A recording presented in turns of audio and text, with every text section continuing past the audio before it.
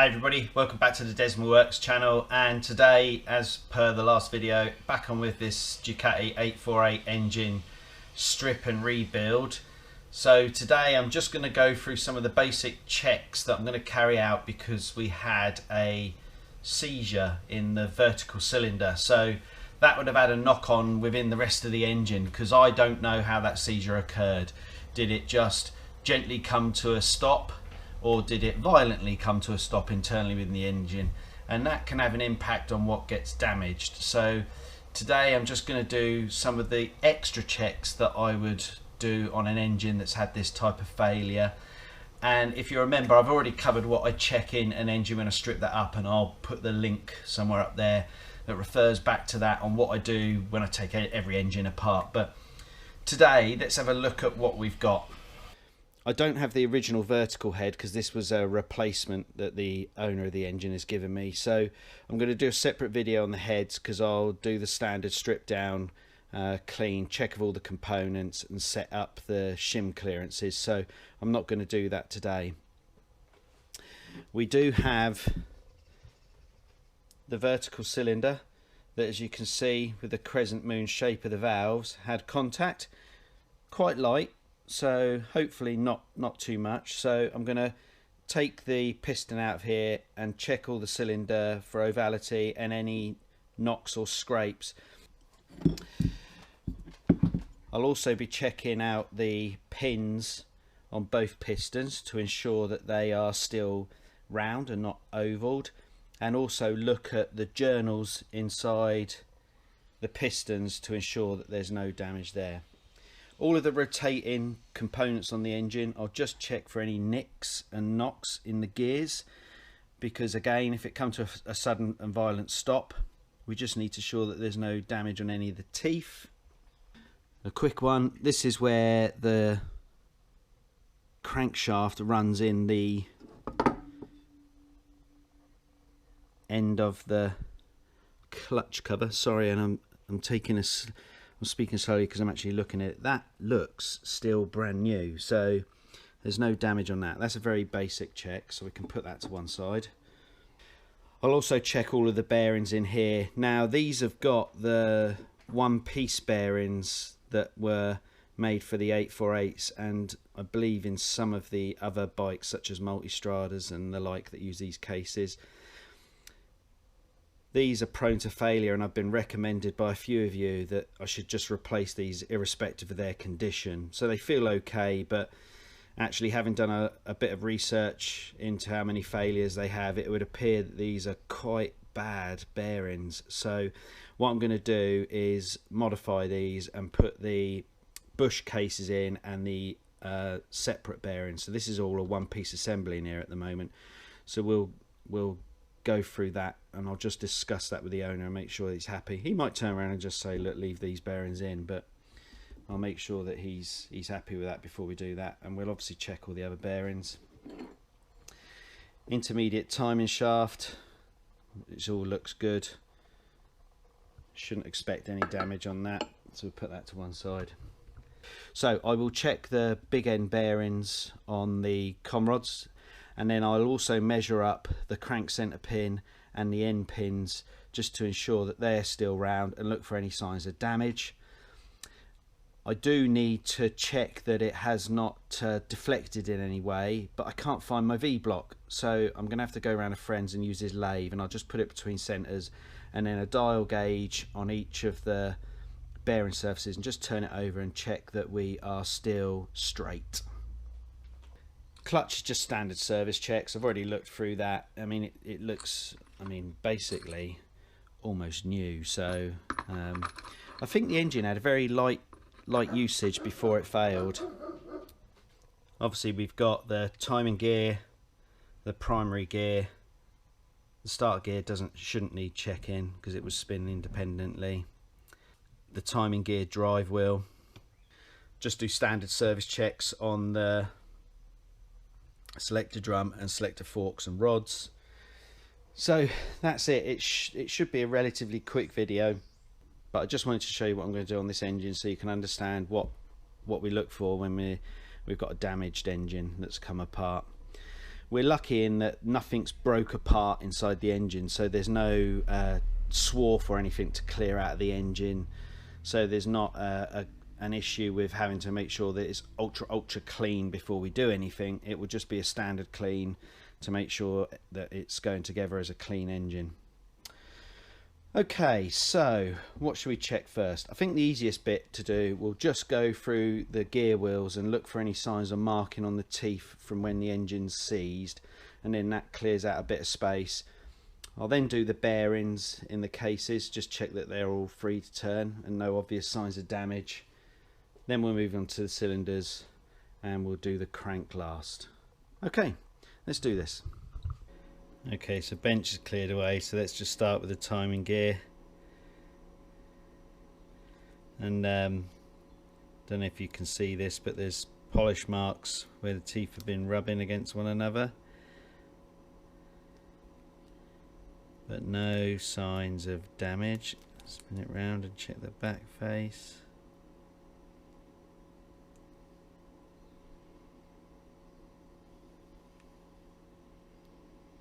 Okay, that's good. The corresponding drive gear.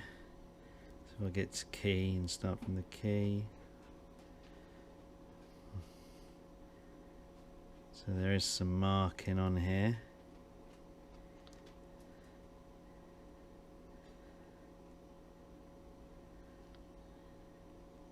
Okay, so yeah, some pitting on the teeth.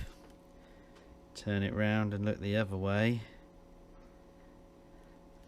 Pitting and pitting there and there. So there's been some debris that's got into the oil or something, because there's pitting across most of the teeth, but interestingly that didn't transfer to the timing gear itself, and you can't actually feel that. So that's light scoring. It's just a mark more than, sorry, it's a mark more than scoring or pitting, I should say. That should just about be okay. Just check that one. So that'd still be usable. It's not, you can't even feel it with your nail, so very minor marking. Starter gear shouldn't have any issues.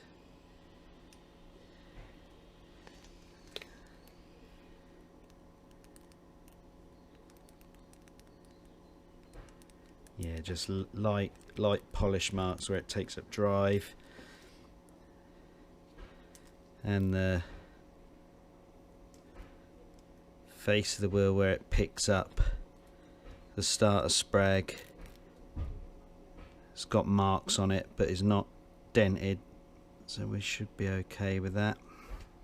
Primary drive gear, take it where the circlip starts.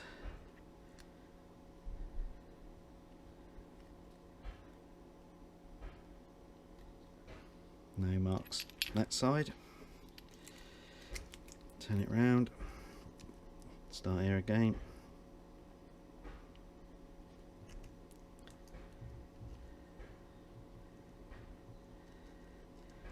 No visible marks there. Okay. Gearbox output lay shaft and corresponding gears.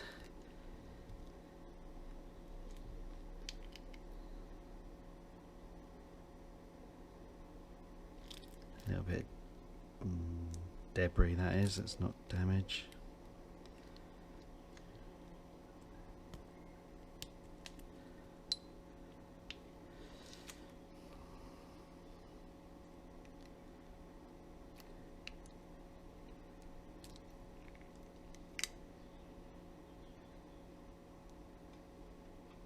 Okay, gear okay on that side, face.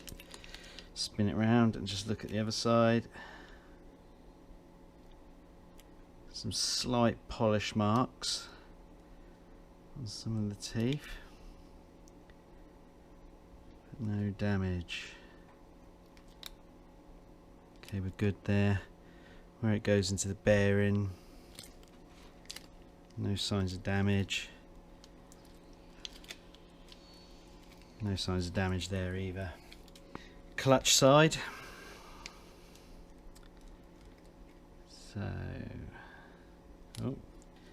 So we have some debris in there.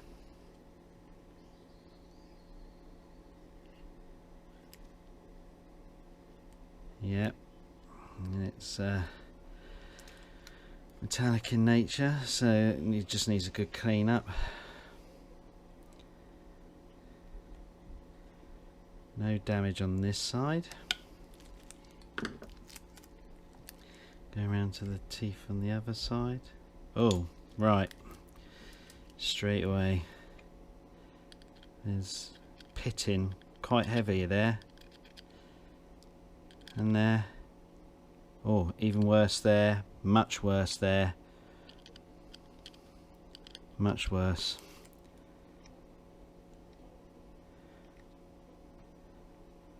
Yeah. So this is a sign of the gear wheels have picked debris up. Now these will only get worse over time. You can dress them up, but I mean this one's quite severe, but that's creating a weak spot in your gear wheel, so I'll have to have a chat with the owner and recommend we replace that wheel. The rest of the faces have just got polish marks on them from where the teeth rub against one another in use. Now that's interesting because that demonstrated, by the way, how you can have damage on a tooth but not on the corresponding tooth. Now usually you would expect a corresponding amount of damage on the opposite teeth, but there is nothing showing on there, so he's got lucky there. Nothing at all. Right, that's our gears checked. So we have an issue with one of the gear wheels. I'll identify which gear that is and then speak to the owner. Just checking the selector forks. No excessive signs of wear. A little bit of polish on the back where they rub. Just want to make sure nothing was bent.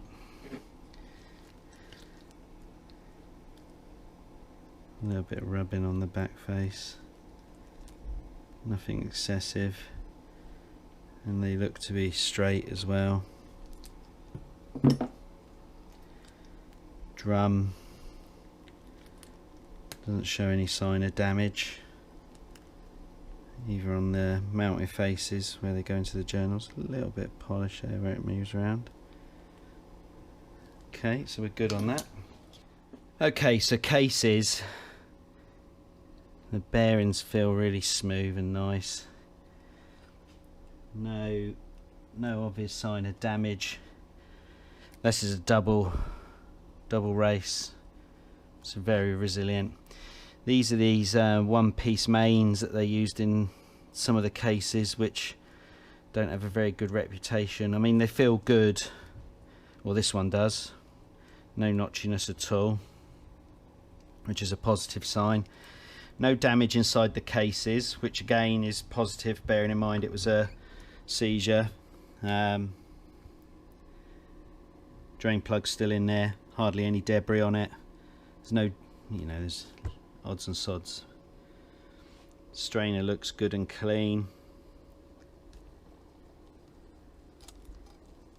Bearing feels good there. No play in that one either.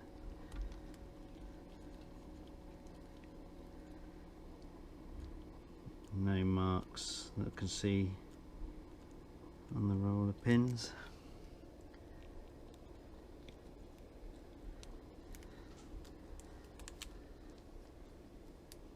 No damage anywhere. I've straightened that up so it's pointing now up to the base of the piston. So other than where we had the rusty stud that we've already taken out, no issues with the cases. They just need a really good clean so that we know that we're good, but I can't see any visible damage anywhere. So I think he's okay with the cases. First piston, let's take the vertical out.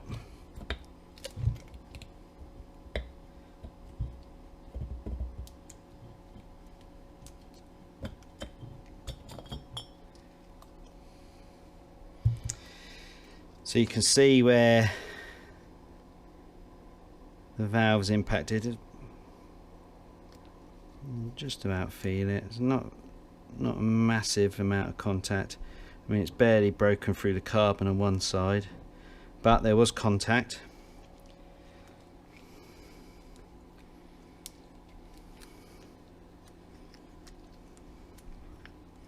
I'm going to measure this pin in a second, but there's no obvious flattening at the moment. Journals have got a bit of rubbing where the pin has been spinning in it, but again, no visible signs of damage.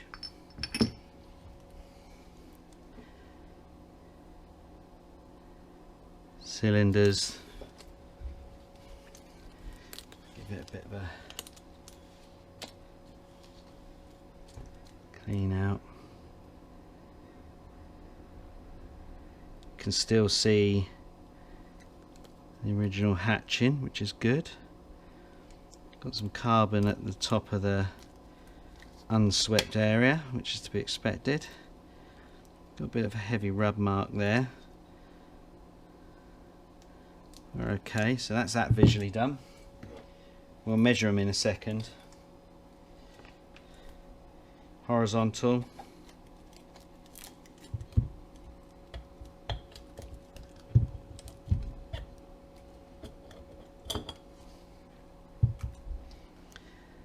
No signs of damage on the top of the piston.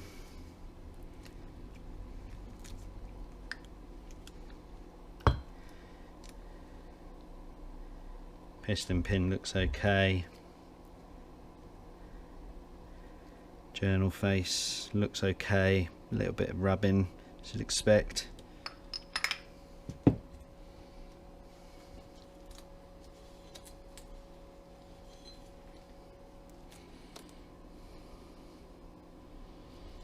A little bit of scoring going up and down, but nothing serious. Slightly more polished this cylinder. You can't even make out, well, you can just about make out some of the original cross hatching, so it needs a good clean up.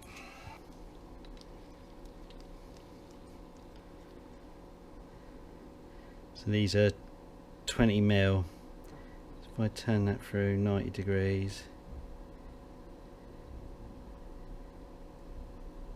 just over 20mm, just over 20mm, just over 20mm, just over 20mm, just over 20mm, just over 20mm, over 20mm, over 20mm. Okay, so that's still round, which is good. Oh, actually, let's do it in the conrod swept area as well. Just over 20, just over 20, just over 20. Okay. Okay. Just gonna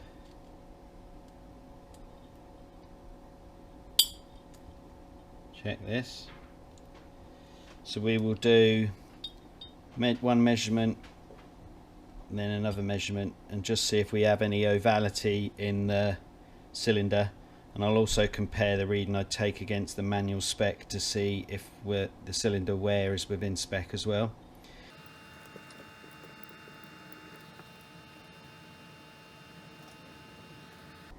Okay, so that is 94mm dead on, 94.02. Now take the measurement further down in the swept area.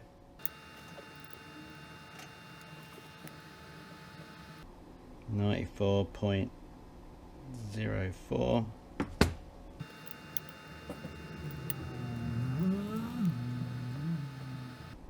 94.04. Okay, so we're slightly more worn at the top, so we're about 0.2 more, 0.02, sorry, more worn up the top than we are down the bottom. And in terms of ovality, we've got a 0.02 deflection around that vertical cylinder. Let's just check in the manual what that says as limits. So we're class B cylinders, and we are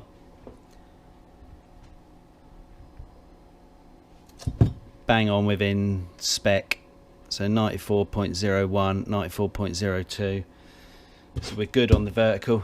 Right, I'm just going to measure the horizontal off camera and then we should be good. So just checking the piston skirts.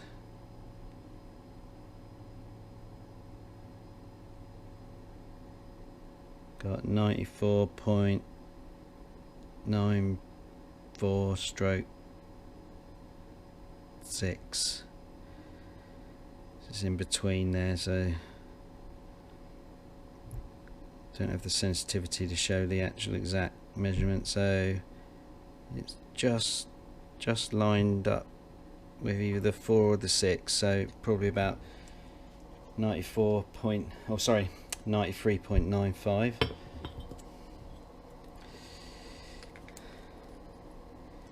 Same in this one again.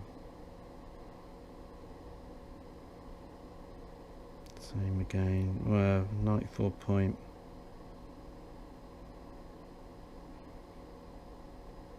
Yeah, probably closer to 94.9. Sorry, probably closer to 93.96. No, sorry, I had it canted over slightly. 93.9. Again, between 94 and 96. So, because this is only irradiated in 0.02, so it's probably 94. Sorry, it's probably 93.95 ish. That puts those in spec, so actually we're not too badly off with either of the vertical or the horizontal cylinders from a dimensional point of view, which is good news. I will break the glaze on the cylinders when we go to put them back in the bike, but we are good to go on those. Right.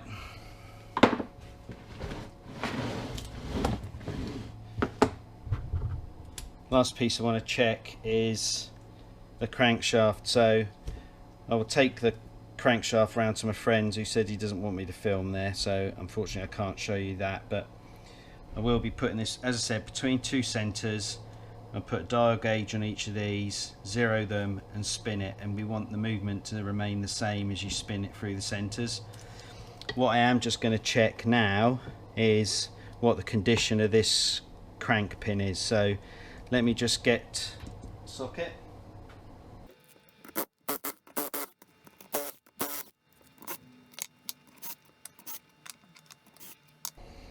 Okay, sorry, the battery ran out just as I'd taken that off. So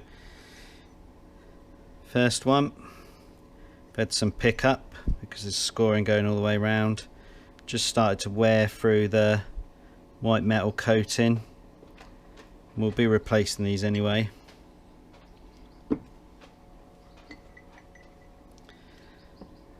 This one has got more excessive wear on it. Again, it's had a bit of pickup, but it's also gone through the white metal coating there as well. Crank pin itself,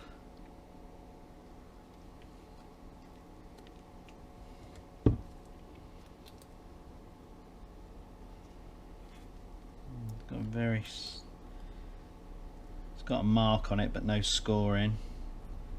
Let's just check its ovality. So that's 42.